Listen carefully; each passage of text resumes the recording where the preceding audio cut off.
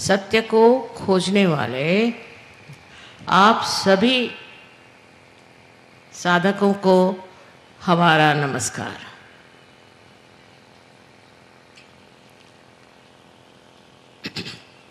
हम सत्य को खोज रहे हैं, किंतु कौन सी जगह खोजना चाहिए, कहाँ खोजना चाहिए, कहाँ ये सत्य छिपा हुआ है, ये पहले समझ लेना चाहिए। आप देखिए कि परदेश से हजारों लोग हर एक देश से यहाँ आते हैं और उनसे पूछा जाए कि तुम यहाँ क्यों आए, तो कहते हैं कि हम यहाँ सत्य खोजने आए।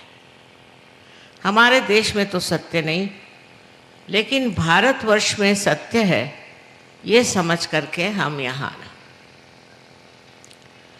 और इस सत्य की खोज में हर साल हजारों लोग इस देश में आते हैं और हजारों वर्ष से आते हैं। आपने सुना ही होगा इतिहास में चाइना से और भी दूर देशों से लोग यहाँ आते थे और उनको पता नहीं कैसे मालूम था कि इस देश में ही सत्य निहित है, छिपा हुआ है।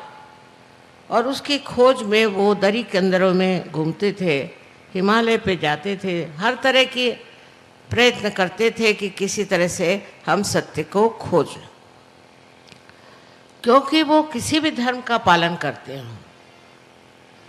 लेकिन वो जानते थे कि सिर्फ इस धर्म पालन से हमें सत्य नहीं मिलता।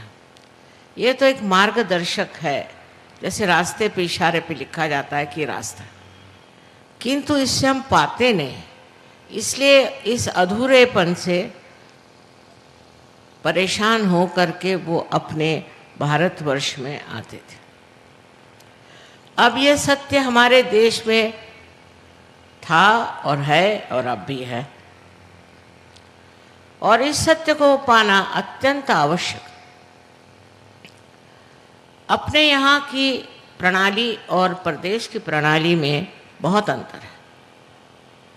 वहाँ की जो ज्ञान की प्रणाली है वो इस तरह है कि अगर कोई बात कोई आदमी कहता है तो उसको फौरन वो देखने लगते हैं, उसका निरीक्षण करते हैं और उसका विश्लेषण करते हैं कि ये बात कहाँ तक सही है। ईसा मसीह ने भी अगर कोई बात कही तो उसका विश्लेषण हो जाता है।